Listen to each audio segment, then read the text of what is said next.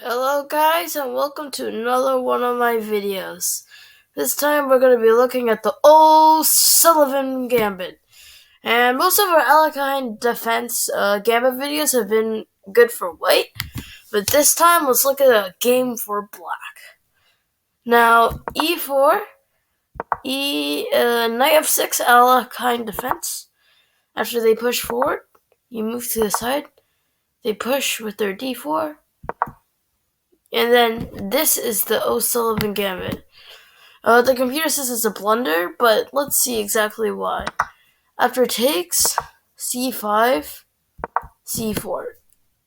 The whole point of the gambit, though, is after d takes c5, you have a fork here, attacking the king and the piece.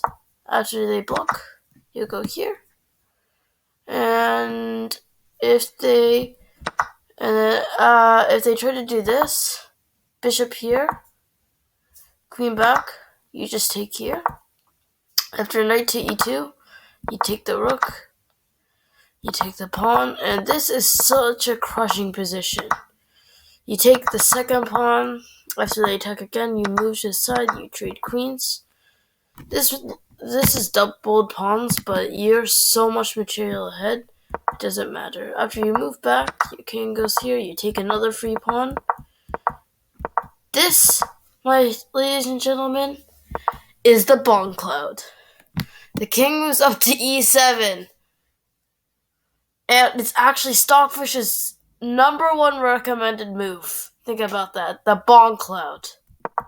After king back to d2, you king walk your king to f6. You just take, and then you move, and after a little bit, this is just hopeless for white. There's no way you're going to lose this. You check again after knight blocks here. You take the free knight, they take, and now this f-pawn is unstoppable. They take in desperate measure, and you check here, here, and the quiet d6 mate.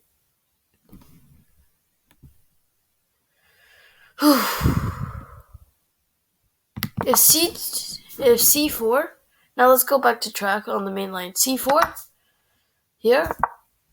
If they take this knight at any time, you just respond with queen check. So they take, and you're down a pawn, but you have a nice attacking position. If you're wondering why they don't just take this, it's hard to see, but this is just attacking. After they move their queen back, it's such a common idea. It's a common mistake for your opponent to do something like here, and then you just take the queen. After queen it goes back, you take, and then you take the free pawn. You're preventing any ideas of a kingside attack. After here, you move the knight backwards, and then you are attacking. Now, a normal person would castle, but that leads into here, here, here, here, and this is not fun stuff. So after g6, rook, rook, queen, king to f8, no longer castling. After they realize there's no longer a threat, push up to e3. After you take, you move the queen, because if you decide to take, they'll just take that rook. You move the queen to protect the rook. I think another reasonable... Wait, no. I was about to say the idea was here, but after here takes... No, not after here. I mean, if you want to trade queens, I guess it would be a good idea. Because after here, take... I think you just move it back here.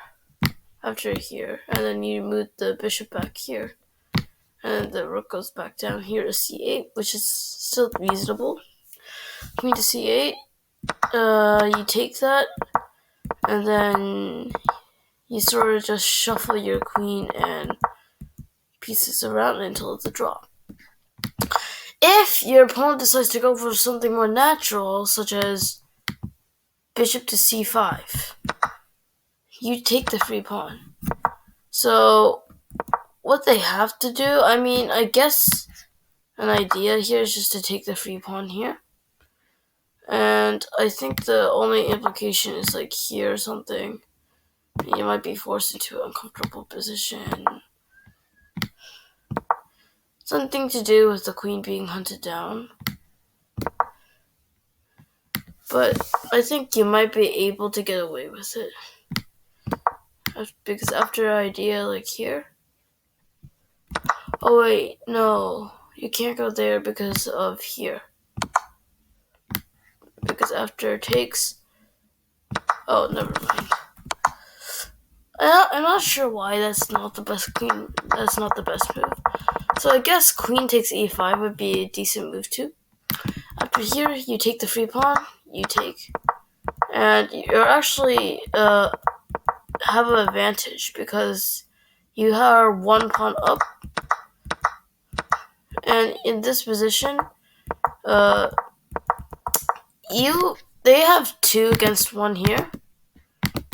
And they have 1 against 1 here.